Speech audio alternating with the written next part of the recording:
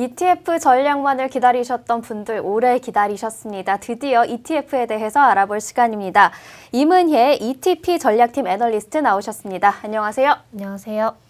네, ETF 이제는 국내에서도 인기가 너무 좋죠. 아, 그렇죠. ETF는 이제 제가 ETF가 뭔지 설명을 안 해도 이제 너무 많이 투자하시고 잘 아시더라고요. 네, 그런데 이제 챗GPT한테 물어봐도 잘 모르는 꿀팁들을 네. 가져오셨다고요. 네, 사실 요즘에 챗GPT로 ETF 물어보시는 분들 많은데 제가 챗GPT에서는 정확히 다 알려주지 않는 ETF 정보들을 좀 알려드리려고 나왔습니다. 네, 바로 시작해 보겠습니다. 네, 바로 가겠습니다. 일단 제가 오늘 말씀드릴 게 앞서서 강의에서도 들으셨던 AI나 자동화 관련된 ETF이거든요. 그래서 테마한 거죠. 그래서 테마를 사실 앞에 말씀 주셨던 종목으로 개별주로 살 수도 있고 ETF로 살 수도 있겠죠. 특히 ETF를 저희 서학개미 분들이 많이 투자하실 때 테마주로 많이 접근을 하시는데 그럼 테마주를 ETF로 왜 사냐? 이렇게 제가 몇 가지 이제 경우를 좀 적어놨어요. 보통 이제 해당 테마가 막 뜨고 있는데 그 수혜주를 다 공부하고 사기에는 좀 시차가 보일 때, 그러니까 막 뜰 때 사고 싶을 때 내가 이 AI 관련된 주로 정말 엔비디아를 사야 할지 마이크로소프트를 사야 할지 모를 때 그럼 그걸 다 담고 있는 ETF를 담을 수가 있겠죠. 그리고 현재 모멘텀, 지금 하고 있는 이 성장 모멘텀이 이 해당 섹터 전체의 기업의 성장 기회일 때, 예를 들어서 작년에 뭐 태양광이라든지 이런 정책 수혜가 나올 때 그 태양광 전체 밸류체인이 다 수혜를 받았던 것처럼 그런 걸로 예상될 때 사실 수가 있고요. 그리고 세 번째는 당연히 ETF의 장점인 위험 분산 효과겠죠. 개별주의 리스크를 낮추고 개별주도 샀지만 난 이 리스크를 낮추면서도 테마에 투자하고 싶다 할 때 이제 테마 ETF에 접근하실 수 있겠고요. 네 번째는 이제 너무나도 좋아하시는 레버리지를 이용할 수 있기 때문이겠죠. 그래서 이 테마가 뜨고 있을 때 이 테마에 가지고 있는 2배나 3배 레버리지를 통해서 좀 더 알파 수익을 투자하고 싶으실 때 이렇게 이제 살 수가 있겠습니다. 그럼 이제 본격적으로 내용에 들어가면 사실 제가 오늘 말씀드린 로보틱스라든지 AI ETF가 올해 시장 상황이 좋지 않기 때문에 사실 올해 테마성 ETF가 그렇게 성과는 좋지 않습니다. 전반적으로. 그런데 그나마 테마 ETF로 이제 투자자들이 좀 고려하고 있는 게 뭐냐라는 설문이 이제 미국 한 IB에서 있었는데요. 그랬을 때 이제 중복 투자가 가능한 설문이었는데 전반적으로는 어쨌든 절반이 넘는 투자자, ETF 투자자들이 로보틱스랑 AI를 좀 투자하고 싶다라고 이야기했을 정도로 지금 굉장히 관심이 높은 테마다라고 할 수 있겠습니다. 물론 이제 연초 이후에 좀 수익도 좋은 측면이었는데 그래서 이제 이 ETF를 사실 제가 이 방송에 나오기 전에 그리고 지난번 저희 1분기 컨퍼런스 때도 제가 관련 ETF를 한번 말씀드린 적이 있었어요. 그 정도로 이미 ETF가 잘 알려져 있고 미국에도 상당히 많이 상장이 돼 있습니다. 그러니까 이게 이 테마가 지금이 딱 모멘텀은 아니었었던 건데요. 과거에도 사실 붐이 계속 있었습니다. 일단 첫 번째로는 한 2017년쯤에 4차 산업혁명에서 테마주가 한참 붐이었었던 적이 있는데 그때 이제 로봇 관련 테마주가 한번 좀 붐이 있었고요.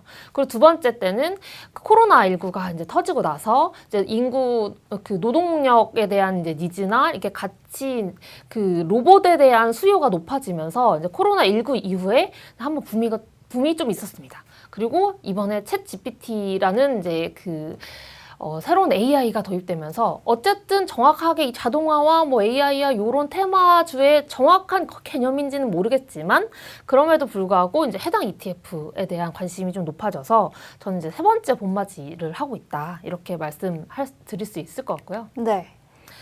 그러면 이제 최근에 이유 요런 테마 자동화 AI 테마가 올라가는 이유는 뭘까? 이렇게 세 가지로 제가 말씀을 드릴 건데 사실 세 가지도 아니고 사실 하나로 요약할 수 있을 것 같습니다. 일단 로봇을 많이 써야겠고요. 수요가 높아져야 되겠고 많이 쓸 만큼 가격도 낮아져야 되는데 지금이 딱 그런 이제 분위기가 형성됐다라고 보시면 될 것 같습니다. 일단 첫 번째로 로봇을 많이 사용한다는 건 그 로봇의 기능이 좋아진다는 건데 일단 인공지능 자체가 발전되면 그 로봇 자체의 효율화를 좀 증진을 하겠죠. 네. 그래서 보시면 이제 이제 제가 산업용 로봇만 좀 그려놓은 건데 대표적으로 한 10여 년 전에 뭐 환하게 로봇팔이라든지 그리고 그 뒤에 뭐 로봇계 보스턴 다이나믹스의 로봇계는 아마 우리나라 언론을 통해서 보신 분들도 많을 거고요. 최근에 이제 테슬라에서 공개한 옵티머스 이렇게 쭉쭉쭉 산업용 로봇을 제가 그림을 그려놨는데 전체적으로 대당 가격이 놀랍게도 굉장히 내려가고 있고 테슬라 옵티머스는 대당 가격이 한 2만 불 정도로 예상하고 있어요. 근데 점점 기능은 높아지겠죠. 그냥 모션만 제어 가능했던 로봇에서 이제는 이제 스스로 생각을 하면서 좀 자유롭게 그 다양한 기능을 할 수 있는 로봇으로 넘어가기 때문에 기능은 높아지고 가격이 하락하면 당연히 자동화에 대한 채택률이 상승할 수밖에 없겠죠. 네. 그리고 두 번째는 비용 문제인데요. 미국의 시간당 임금추이 당연히 올라가겠죠. 사실 이런 명목 경제 그래프는 당연히 올라가는 게 맞습니다. 그래서 사실 올라가는 게 뭐 대단한 건 아닌데 문제는 앞에 보셨던 것처럼 로봇 가격은 아예 떨어지고 있죠. 그냥 유지도 아니고 떨어지고 있기 때문에 인간은 비싸지고 로봇은 싸진다 했을 때 당연히 인간이 로봇으로 대체될 수 있는 영역에서는 당연히 로봇의 채택률이 높아진다라는 것을 이제 예로 들 수 있겠고요. 그리고 두 번째 그래프를 보시면 최근에 미국뿐만 아니라 많은 그 국가들이 리쇼어링, 그러니까 자국 내 생산 강화 기조를 하고 있는데 그렇게 되면 사실 일자리에 대한 문제가 나오고 있는 거죠. 그래서 미국 역시 사실 일자리 쇼티지 그런 이슈가 많은데 그런 이슈를 해결하려는 방안으로서도 이런 로봇 도입이나 자동화 시스템 도입이 이제 계속되고 있다. 이렇게 말씀드릴 수 있고 사실 요거는 최근 그리고 코로나19를 거치면서 좀 더 강화되고 있는 추세다. 그래서 사실 로봇 관련주들이 지속적으로 좀 인기가 있었다라고 볼 수 있겠고요. 네. 세 번째로는 이제 산업용에서 그 서비스 로보틱스 시대로의 전환이 다음에 이제 모멘텀이 될 거다라고 볼 수가 있겠습니다. 과거에 로봇 하면 정말 저희 그냥 자동차에서 로봇팔들이 만들고 이런 이미지들이 많았었는데 이제는 아예 전문 서비스 로봇이라고 해서 이따 보시면 아시겠지만 사실 뭐 의료 서비스에서도 그렇고 아니면 전체적으로 뭐 저희가 생활에서 쓰이는 생활 가전에서도 그렇고 전반적으로 전문 서비스 로봇의 영역이 훨씬 높아질 거다라고 보실 수 있겠고요. 차트에서도 보시는 것처럼 BCG가 예상한 대로 앞으로 2030년까지 뭐 산업용도 성장은 하겠지만 서비스용 로봇은 정말 되게 많이 성장할 경우엔 10배까지도 성장할 수 있겠다 이런 이제 예측도 나오고 있어서 사실 로봇에 대한 수요는 아직도 좀 현재 진행형이다. 라고 보실 수 있겠고 주식 차원에서는 최근에 AI가 그 성장세를 좀 부추겼다 이렇게 보시면 될 것 같습니다. 네. 그래서 빠르게 사실 제가 5개 정도 ETF를 좀 비교해 드리려고 합니다. 지금 ETF 이름 보시면 앞에는 당연히 그 브랜드겠고 뒤에 보시면 ETF 이름이 정말 다 똑같죠? 로보틱스. 네, 로보틱스 앤 AI, 뭐 AI 앤 로보틱스 이런 식으로 돼서 사실 ETF는 앞에 브랜드를 제외하고 뒤에 이름이 같을 경우에는 대부분은 거의 같은 그 종목을 가지고 있거나 아니면 성과도 완전 비슷한 경우가 많습니다. 네. 근데 이런 테마형 ETF는 이름이 같은데 뒤에 보시면 안에 있는 종목 구성이 완전히 다른 경우가 많아요. 그러면 이제 뭘 투자했느냐에 따라서 성과가 굉장히 달라지겠죠. 그래서 제가 빠르게 좀 짚고 넘어가 보도록 하겠습니다. 알려드리려고 합니다. 일단 첫 번째는 보츠입니다. 오늘 가지고 온 5개 ETF 중에 가장 규모가 큰, 자산 규모가 17억 달러로 가장 큰 그 규모의 이제 ETF고요. 아마 연초에도 가장 많이 알려져 있고, 제가 지난 1분기 때도 소개드렸던 이제 ETF 중에 하나입니다. 네. 이 ETF 같은 경우는 전형적으로 산업용 로봇에 가장 많이 투자를 하고 있는데요. 근데 다만 안에 보시면 앞서서 제가 계속 로봇 뭐 AI 거렸는데 뭐 드론, 인공지능, 자율주행이 왜 들어갔냐라고 보시면 ETF를 구성을 할 때 이 로봇의 개념을 이 ETF 운용사 그리고 지수 운용사가 어떻게 정의를 내렸냐에 따라서 이 안에 있는 구성 종목이 좀 달라지는데 로봇을 사실 저희가 알고 있는 그냥 산업용 로봇이라든지 일부 서비스 로봇 요 협의의 개념으로 이제 적용을 할 수 있고 광의의 개념으로는 사실 드론이라든지 자율주행 뭐 개인용 뭐 이동수단 이런 것까지 포함을 할 수 있는데 지금 상장되어 있는 많은 그 로보틱스 AI ETF들은 약간 광의의 개념으로 좀 담았다라고 좀 이해를 해주시면 좋을 것 같고요. 네. 그런데 보츠 같은 경우는 그 중에서도 사실 사실 산업용 쪽에 조금 더 포커스를 많이 두었다라고 보시면 될 것 같아서 가장 규모도 크고 그렇기 때문에 산업재 비중도 높고요. 그리고 산업용 로봇 비중이 높기 때문에 일본에 대한 익스포저가 또 높아서 일본이 아무래도 수출 1위 산업용 로봇 국가이기 때문에 일본 기업이 좀 많이 들어있다라고 보시면 될 것 같습니다. 탑 10 보유 비중을 보셔도 인투이티브 서지컬은 의료용 로봇을 하는 데거고요. 네. 엔비디아 같은 그 반도체 기업도 뭐 상위에는 있지만 대부분 밑에를 보시면 뭐 ABB라든지 환학, 야스카 전기 같은 산업용 로봇들이 좀 많이 포진되어 있는 모습을 보실 수 있겠습니다. 그 두 번째, 로보 같은 경우는요. 이 로보는 브랜드도 로보고 그 운용사 자체도 그 로보틱스랑 AI를 필두로 그거를 연구해서 내겠다라는 ETF 운용사에서 운용을 하고 있어요. 그래서 설정일도 보시면 2013년 거의 10년이 다 된 설정일을 가지고 있을 정도로 가장 역사가 오래된 로봇 자동화 ETF라고 할 수가 있겠고요. 그래서 사실 이 ETF 같은 경우는 그 안에 산업 분류도 굉장히 촘촘하게 해놨습니다. 비중이 굉장히 네. 작네요.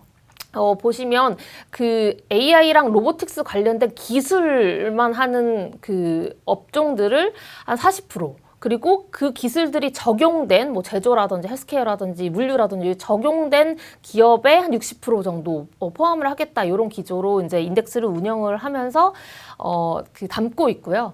탑 10 보유를 보셔도 전체적으로 앞서서 보셨던 보츠가 시가총액 비중대로 담았다면 이 로보 같은 경우는 시가총액이 아니라 그 동일 가중으로 거의 담았기 때문에 제가 이번에도 보여드리다시피 중소형주 비중이 굉장히 높은 이제 ETF다라고 말씀드릴 수 있겠습니다. 네.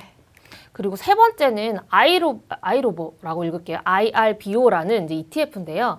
여기는 아이쉐어스, 저희가 뭐 가장 많이 알고 있는 블랙락의 아이쉐어스가 운용하는 테마 ETF고, 이 이름이 조금 다른 게 그 뒤에 멀티 섹터가 하나가 들어가 있죠. 이름과 네. 다르게. 요거에서도 보실 수 있듯이 이 IRBO ETF 같은 경우는 로봇과 인공지능에 투자는 하는데 안에 들어있는 섹터가 제가 아까 말씀드린 광의의 그 로봇 개념보다도 조금 더 넓습니다. 그래서 밸류체인의 범위를 굉장히 크게 가져가고 있고요.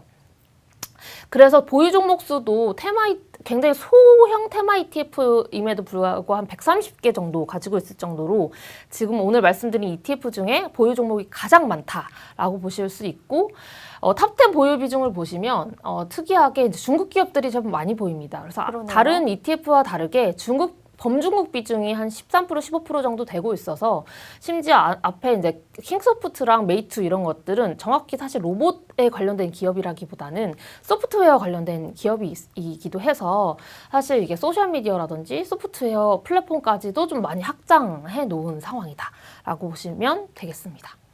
그리고 이제 네 번째는 ROBT라고 해서 여기도 또 나스닥 AI 로보틱스 ETF인데요. 이 ETF는 사실 규모가 좀 작아서 소개해드리지 않아도 되긴 하지만 조금 다른 점이 있다면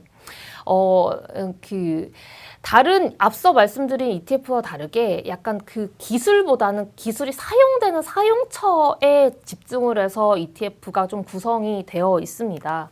그래서 그 탑 10 보유 비중 보셔도 그 군사용 드론을 만드는 에어로바이러먼트라든지 뭐 이런 것들이 들어있기 때문에 전반적으로 저희가 일반적으로 알고 있는 산업용 로봇 뭐 이런 것들보다는 그게 그 기술이 활용되고 하는 그 다양한 그 넓은 범위의 로봇이 좀 들어가 있다라고 보시면 될 것 같고요. 근데 이게 특이한 게, 그러다 보니까 최근에 이슈가 됐던 챗GPT가 적용되는 뭐 회사가 무엇이냐, 뭐가 수혜 기업이냐 했을 때 나왔던 작은 기업들 의 종목들이 조금 보이는 모습입니다. 뭐 일루미나라든지. 그래서 사실 좀 이번 챗GPT 모멘텀에서 조금 부각됐던 ETF이기도 합니다. 다만 말씀드렸던 것처럼 자산 규모가 굉장히 작고 거래량도 좀 작은 게 있어서 투자하실 때 좀 유의를 하셔야 하는 ETF 중에 하나입니다. 그리고 마지막으로는 AIQ라는 ETF인데요. 이 ETF는 앞서 말씀드렸던 거랑 다릅니다. 앞서 말씀드렸던 ETF랑 다르게 이제 중간에 이제 로보틱스라는 이름이 없어요. 그러니까 이 ETF는 그 로봇이나 자동화가 아니고 빅데이터 분석이나 AI 관련주에만 좀 투자를 집중하겠다. 이런 개념이라고 보시면 될 것 같고요. 그래서 사실은 탑10 보유 종목 보시면 특이하게도 빅테크들 굉장히 그러네요. 많고요. 빅테크가 많이 보이네요. 그래서 사실은 AI를 사실 앞서 강의에서 김철민 위원님이 말씀해 주셨던 것처럼 챗GPT의 뭐 궁극적인 수혜가 뭐 엔비디아라든지 뭐 마이크로소프트일 수도 있다 뭐 이렇게 말씀을 하셨는데 그런 거를 원하시는 투자자분들한테 좀 적답한 ETF겠죠. 그러면서도 다른 ETF들이 일본 비중이라든지 뭐 중국 비중이라든지 다른 나라 비중이 많았다면 이 AIQ는 미국 비중이 한 70% 정도 돼서 미국의 빅테크에 대한 좀 의존도가 높은 상황에서 AI에 조금 더 포진해 있는 이제 기업을 사고 싶다라고 하면 적절하기는 합니다. 그래서 이제 이렇게 5개를 좀 비교를 해드렸고요. 주가는 사실 연초부터 쭉 그렸는데 테마 ETF다 보니까 물론 S&P 500보다 앞서 말씀드린 5개 ETF의 성과는 모두 다 좋긴 했는데요. 네. 그렇지만 뭘 선택했느냐에 따라서 무려 이제 500bp나 차이가 나는 거죠. 그래서 사실은 이런 테마형 ETF도 투자하실 때 안에 무엇이 들었는지, 그리고 내가 어떤 것에 정확히 포커스하고 투자해야 돈을 벌 수 있을지, 아니면 이게 더 나을지 말지 이런 거를 좀 고민을 해보는 자리가 됐으면 좋겠습니다. 그리고 이제 좀 추가적으로 제가 지난주에 일본 ETF 컨퍼런스 좀 다녀왔는데요. 바쁘셨네요. 네.